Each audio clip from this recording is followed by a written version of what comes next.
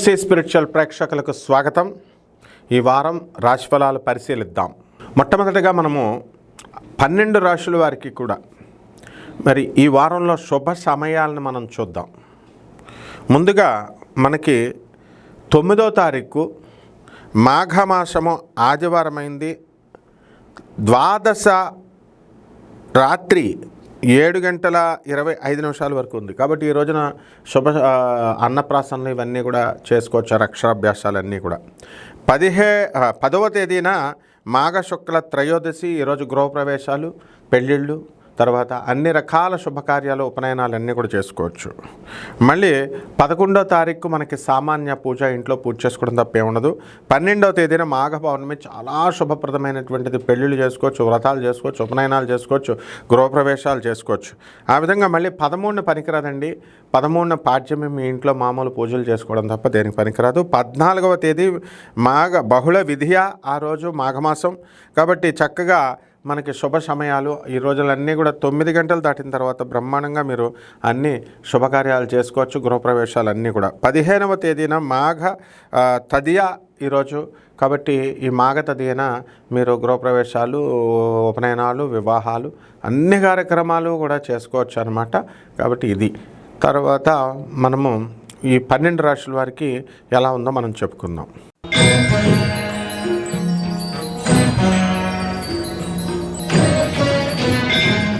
తులారాశి.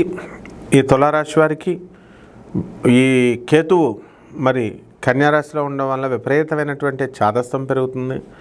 చక్కగా విదేశాలకు వెళ్ళే ప్రయత్నాలు మీరు ముమ్మరం చేసుకుంటారు. ఈ వారం విదేశాలకు వెళ్ళేటటువంటి అవకాశాలు కూడా మెరుగుపడతా ఉంటాయి. అలాగే శత్రువులంతా కూడా మిత్రులుగా మీకు మారిపోతారు రాహు మీనరాశిలో ఉండడం ద్వారా. అలాగే శని కుంభంలో ఉండడం ద్వారా మీ పిల్లలంతా కూడా మీకు అనేకమైనటువంటి తలపోట్లు మీరు తీసుకొస్తారు. దీంతోపాటు రవి బుధులు ఇద్దరు కూడా మరి కుంభరాశి ప్రవేశంలో మీకు ఉండడం అనేటటువంటిది జరుగుతుంది. శుక్రుడు మీనరాశిలో ఉండడం వల్ల మీ భార్యాభర్తల మధ్య కాస్త మనస్పర్ధలు, అత్తగారులు స్త్రీలతో మనస్పర్ధలు రావడానికి అవకాశాలు ఉంటాయి. కానీ అయినప్పటికీ కూడా మీకు అందరికీ కూడా వాళ్ళ వల్ల పూర్వీకుల ఆస్తి అనేటటువంటిది రావడం జరుగుతుంది. మీ కట్నాలు అవి ఇస్తామని, కానుకలు ఇస్తామని, కానీ పెళ్ళప్పుడు ఒప్పుకున్నవన్నీ కూడా మీకు వచ్చేయడం అనేటటువంటివి జరుగుతాయి. తులారాశి వారికి కోర్టు గొడవల్లో ఎన్నో సమస్యలు ఉన్నాయి. మరి అవన్నీ కూడా ఈ యొక్క గురుడు ఇంకా వృషభ రాశిలోనే ఉండడం వల్ల మీకు ఇంకా పనులు పూర్తిగా కావు, కోర్టు పనులు. మరి తర్వాత మీకు క్రమేణా గురుడు బాగుపడడం అనేటటువంటివి జరుగుతాయి. ఏమైనా సరే మనం ఈ కోర్టులో మనం గెలవాలి అనేటటువంటి దిశగా మీరు ప్రయత్నాలు చేస్తూ కష్టపడుతూ ఉంటారు. మీ లాయర్లు కూడా ఇంకా అంతగా పూర్తిగా మీకు సహకారం ఇవ్వరు. ఆస్తులు నిలబెట్టుకోవాలనేటటువంటి తాపత్రయం మీలో ఎక్కువ అవడం అనేటటువంటివి జరుగుతాయి.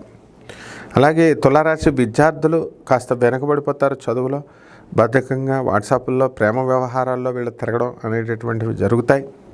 మరి వీళ్ళ యొక్క ప్రేమను చూసి మరి తల్లిదండ్రులు కూడా భయపడిపోయే రీతిలో, రేంజ్లో వీళ్ళ యొక్క ప్రేమలు ఉంటాయన్నమాట.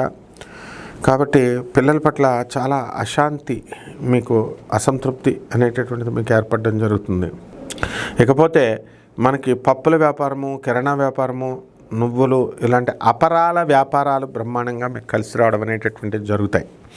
కాబట్టి ఈ యొక్క తులారాశి మహిళలంతా కూడా ఉద్యోగాలు చేస్తూ ఉంటారు. వీళ్ళకి కావాల్సిన చోటకి ట్రాన్స్ఫర్లు రాకపోయినప్పటికీ కూడా ఎంతో సహనంగా వీళ్ళు ఉద్యోగాలు చేస్తూ ఉంటారనమాట. అంటే స్థాయికి దిగి స్థాయికి తగ్గట్టుగా కాకుండా మీరు వృత్తులు చేసుకోవడం అనేటటువంటివి జరుగుతాయి. అయినప్పటికీ కూడా చాలా కష్టపడుతున్నాము అనేటటువంటి గొప్ప భావన మీకు మంచి సంతృప్తిని అనేటటువంటిది ఇస్తుంది. ఇల్లు లేనటువంటి వాళ్ళు ఇల్లు కొంటారు, స్థలాలు లేనటువంటి వాళ్ళు స్థలాలు కొంటారు. ఖచ్చితంగా ఈ తులారాశి వారికి అంతా కూడా బ్రహ్మాండంగా ఉండడం అనేటటువంటిది జరుగుతుంది. తులారాశి మహిళలు అసంతృప్తితో ఎంతకాలం ఉన్నటువంటి వాళ్ళందరికీ కూడా తృప్తి కలుగుతుంది.